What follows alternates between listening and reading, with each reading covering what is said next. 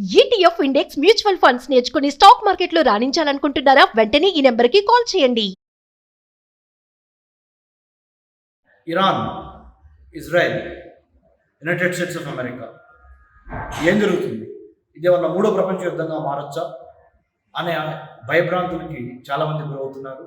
ముఖ్యంగా America, Israel కలిసి Iran మీద దాడి చేయడము, ఇరానియన్ లీడర్షిప్ దానికి రిటాలియేషన్లు అంటే తిరిగి సమాధానం చెప్పే ప్రక్రియలో భాగంగా అమెరికాకి సంబంధించిన మిలిటరీ స్థావరాలు అది బహ్రెయిన్లో కానీ, కువైట్లో కానీ, లేదా మరి దోహా ఖతార్లో కానీ, లేదా సౌదీ అరేబియాలో కానీ ఉన్న అమెరికన్ స్థావరాలు ఆర్ యునైటెడ్ అరబ్ ఎమిరేట్స్ అంటే దుబాయ్ అలాంటి ప్లేసెస్లో అమెరికా యొక్క బేసెస్ ఎక్కడెక్కడ ఉన్నాయో ఆ బేసెస్ మీద ఇరాన్ స్ట్రైక్ చేయడం మొదలుపెట్టింది. ఇది చిలికి గాలివాన్ అయ్యి మరి పశ్చిమ ఆసియా అంతా బొగ్గుమని మండుతున్న ఈ సందర్భంలో గల్ఫ్ కోఆపరేషన్ కౌన్సిల్ కంట్రీస్ అయిన Saudi Arabia, Bahrain, Qatar, UAE countries అన్నీ ముఖ్యంగా మరి ఆయిల్ ఇంక్లూడింగ్ ఇరాన్తో కలుపుకుంటే 6 గల్ఫ్ కోఆపరేషన్ కౌన్సిల్ కంట్రీస్ మరి ఆయిల్, న్యాచురల్ గ్యాస్ని ప్రతిరోజు స్ట్రైట్ ఆఫ్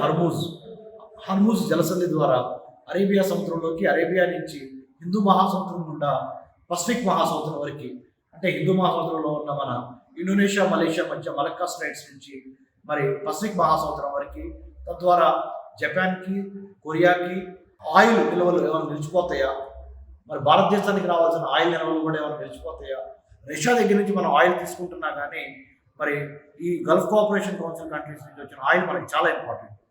ఇలా ఇది ఒక ఆర్థిక యుద్ధంగా, మిలిటరీ డైరెక్ట్ కాన్ఫ్లిక్ట్గా ఆల్రెడీ మారిపోయింది. ఇది చిలికి గాలివాన అవ్వకుండా ఐక్యరాజ్య సమితి త్వరగా సమావేశమయ్యి శాంతి పవనాలు వీచే విధంగా అన్ని దేశాలు ముక్తకంఠంతో మరి శాంతి కోసము అమెరికా, ఇజ్రాయిల్ అండ్ ఇరాన్ మధ్య ఈ యుద్ధాన్ని ఎంత త్వరగా వీలైతే అంత త్వరగా ఆపాల్సిన బాధ్యత ప్రపంచ శాంతి కోసం మనందరి మీద ఉన్నది. ఇది ఇంకా పెరగటం వలన చాలా పరిణామాలు రావచ్చు. ముఖ్యంగా ఇరాన్కి మద్దతుగా చైనా కానీ, రష్యా కానీ, నార్త్ కొరియా కానీ వస్తే ఇరాన్ బలం పెరిగే అవకాశం ఉంది. అమెరికాకి, ఇజ్రాయెల్కి మద్దతుగా మరి నేటో కంట్రీస్, యూరోపియన్ కంట్రీస్ వస్తాయా రావా అనేది వేచి చూడాలి.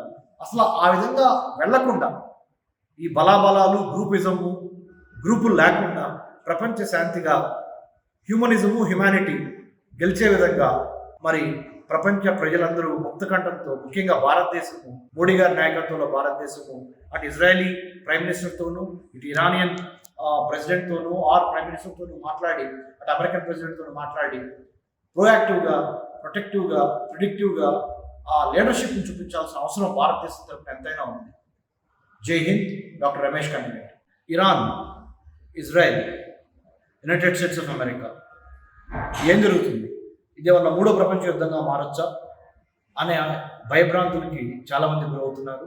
ముఖ్యంగా అమెరికా, ఇజ్రాయెల్ కలిసి ఇరాన్ మీద దాడి చేయడము, ఇరానియన్ లీడర్షిప్ దానికి రిటాలియేషన్లు అంటే తిరిగి సమాధానం చెప్పే ప్రక్రియలో భాగంగా అమెరికాకి సంబంధించిన మిలిటరీ స్థావరాలు అది బహ్రెయిన్లో కానీ, కువైట్లో కానీ, లేదా మరి దోహా ఖతార్లో కానీ, లేదా సౌదీ అరేబియాలో కానీ ఉన్న అమెరికన్ స్థావరాలు ఆర్ యునైటెడ్ అరబ్ ఎమిరేట్స్ అంటే దుబాయ్ అలాంటి ప్లేసెస్లో అమెరికా యొక్క బేసెస్ ఎక్కడెక్కడ ఉన్నాయో ఆ బేసెస్ మీద ఇరాన్ స్ట్రైక్ చేయడం మొదలుపెట్టింది. ఇది చిలికి గాలివాన్ అయ్యి మరి పశ్చిమ ఆసియా అంతా బొగ్గుమని మండుతున్న ఈ సందర్భంలో గల్ఫ్ కోఆపరేషన్ కౌన్సిల్ కంట్రీస్ అయిన Saudi Arabia, Bahrain, Qatar, UAE countries అన్నీ ముఖ్యంగా మరి ఆయిల్ ఇంక్లూడింగ్ ఇరాన్తో కలుపుకుంటే 6 గల్ఫ్ కోఆపరేషన్ కౌన్సిల్ కంట్రీస్ మరి ఆయిల్, న్యాచురల్ గ్యాస్ని ప్రతిరోజు స్ట్రైట్ ఆఫ్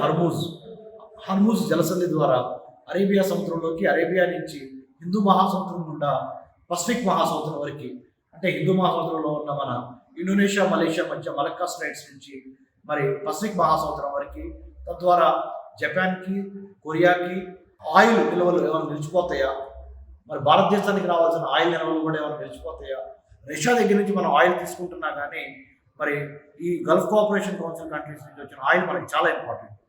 ఇలా ఇది ఒక ఆర్థిక యుద్ధంగా, మిలిటరీ డైరెక్ట్ కాన్ఫ్లిక్ట్గా ఆల్రెడీ మారిపోయింది. ఇది చిలికి గాలివాన అవ్వకుండా ఐక్యరాజ్య సమితి త్వరగా సమావేశమయ్యి శాంతి పవనాలు వీచే విధంగా అన్ని దేశాలు ముక్తకంఠంతో మరి శాంతి కోసము అమెరికా, ఇజ్రాయిల్ అండ్ ఇరాన్ మధ్య ఈ యుద్ధాన్ని ఎంత త్వరగా వీలైతే అంత త్వరగా ఆపాల్సిన బాధ్యత ప్రపంచ శాంతి కోసం మనందరి మీద ఉన్నది.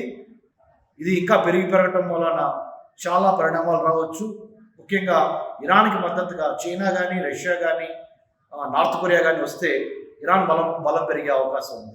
అమెరికాకి, ఇజ్రాయెల్కి మద్దతుగా మరి నేటో కంట్రీస్, యూరోపియన్ కంట్రీస్ వస్తాయా రావా అనేది వేచి చూడాలి.